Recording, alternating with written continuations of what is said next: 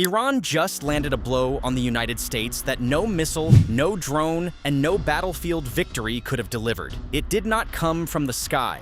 It did not come from the sea. It came from a decision Tehran made 2 months ago that is now reverberating through every gas station, every grocery shelf, every mortgage payment, and every trading floor on the planet. What Iran did is simple to describe and almost impossible to reverse. And what it has produced, as of today, is the kind of number that does not just move markets, it moves governments. But to understand the number, you have to understand how we got here.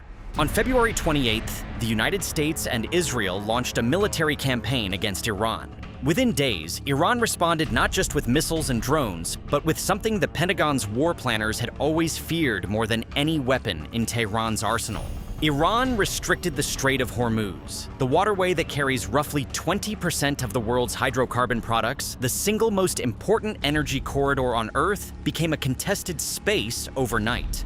Iran did not need to sink a carrier to change the war. It needed to make the strait unusable, and that is exactly what it did.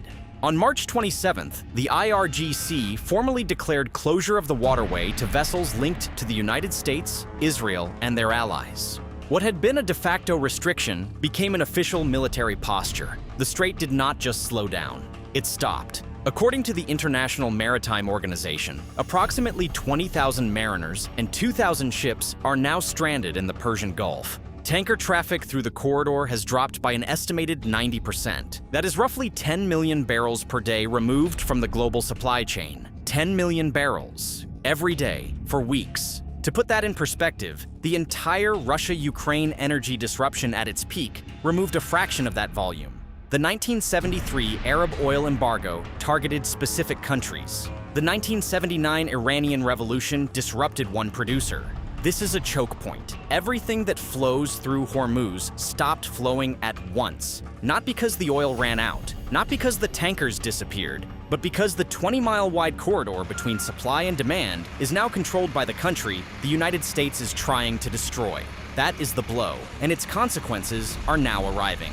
Brent Crude topped $112 per barrel today. West Texas Intermediate hit 99.93. At its peak during the crisis, Brent reached $126. Dubai Crude, a benchmark tied directly to Gulf production, hit a record $166 per barrel. In March alone, oil prices surged 51% in a single month. That is the fastest and largest oil price spike in recorded history. Faster than the Gulf War, faster than the Iraq invasion, faster than the Russia-Ukraine shock. The IEA's director has described the situation as the greatest global energy security challenge in history in widely quoted remarks. The blow Iran landed was not military, it was economic, and it is getting worse by the day. The shock has now reached American consumers directly. Gasoline prices have crossed $4 per gallon nationally, the highest since 2023. In California, prices have exceeded $5. Jet fuel costs in North America have risen 95%. Inflation has climbed to its highest level in nearly 2 years. The 30-year mortgage rate has risen to 6.38%. And the World Food Program has warned that the oil shock could push an additional 45 million people into food insecurity globally.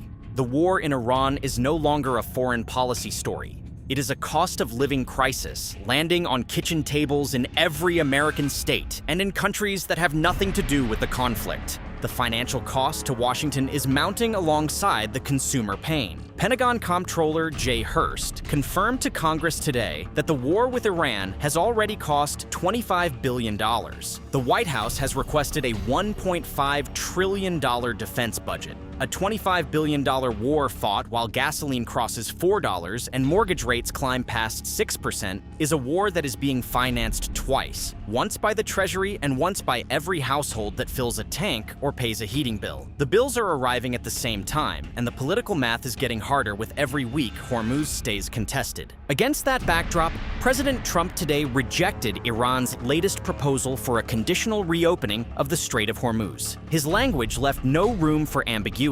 He said Iran was choking like a stuffed pig. He said Iran better get smart soon. And he said no more Mr. Nice Guy. Those phrases landed in a market already priced for uncertainty, and in a diplomatic environment where Iran's foreign minister had just spent a week building a coalition of support across Pakistan, Oman, and Russia. Trump's rejection means the strait stays contested, the blockade stays in place, and the oil price stays elevated for at least another cycle. The regional fallout is now institutional. QatarEnergy, one of the world's largest LNG exporters, has declared force majeure on all exports. That is a legal mechanism that suspends contractual obligations due to circumstances beyond the company's control. When the world's largest LNG exporter says it cannot fulfill contracts, the damage is no longer contained to oil. It has reached natural gas, petrochemicals, and the downstream industries that depend on them. Trump met with energy executives at the White House to discuss extending the blockade for months, a signal that Washington is preparing for a prolonged standoff rather than a quick resolution. Iran's position has been conditional but consistent. Tehran has offered to reopen Hormuz, but only if the United States lifts its naval blockade first. Foreign Minister Abbas Araghchi said we have yet to see if the United States is serious about diplomacy. President Masoud Pezeshkian has said Iran will not enter forced negotiations, and Iran's agriculture minister has pushed back on Washington's economic pressure narrative, saying the blockade has failed. Food supplies are steady and borders remain open. If Iran's economy were truly breaking, the incentive to reopen Hormuz would be overwhelming. The fact that Tehran is conditioning reopening on American concessions suggests it believes it can hold longer than Washington expects. Al Mayadeen, a single outlet aligned with the resistance axis, has reported that Iran passed mediators a three-phase framework for negotiations. The first phase would center on ending hostilities and guarantees against renewed attacks. The second would address Hormuz management in coordination with Oman. The third, and only the third, would open the nuclear file. Reuters and AP have not confirmed the framework, but the sequencing, if real, tells Washington that the issue America considers most urgent will not be addressed until everything Iran considers urgent is resolved first. Iran is not just holding the strait, it is dictating the order of the conversation. The diplomatic architecture around Iran has strengthened in the same period the oil price has risen. Putin met Araghchi in St. Petersburg and said Russia would do everything it could to help restore peace while backing Iran during the crisis. He praised the courage and heroism of the Iranian people. Araghchi responded by saying Iran has friends and allies, such as Russia, who stand by it in times of trouble. The meeting was a public demonstration of alignment at the exact moment Washington was pulling its own envoys out of the region and calling Tehran a stuffed pig. The March 2026 oil spike rewrote the record books. Every previous energy shock had a slower onset or a narrower scope. This one combined a hot war, a naval blockade, a maritime choke point closure, and the stranding of 2,000 ships in a single theater. The speed of the price movement caught traders, governments, and central banks off guard. Hedging strategies built for gradual disruption were overwhelmed by a crisis that moved faster than the models could process. The result is a global energy market that is no longer pricing risk. It is pricing chaos. And the country that created the chaos is the one offering to end it on its own terms. The human cost extends far beyond the Gulf. The World Food Programme's warning about 45 million additional people facing food insecurity is not a projection about a worst case. It is a projection about the current trajectory. The price of fuel sets the price of transport. The price of transport sets the price of food. And the price of food determines whether families eat or go without. A strait most people in the world have never heard of is now directly connected to whether a family in sub-Saharan Africa or South Asia can afford a meal. That is the reach of what Iran has done. So this is the picture. Iran restricted Hormuz on February 28th. The IRGC formalized the closure on March 27th. Tanker traffic dropped 90%.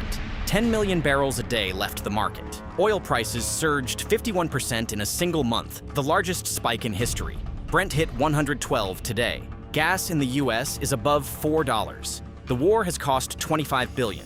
QatarEnergy declared force majeure. Trump rejected Iran's proposal and called Tehran a stuffed pig.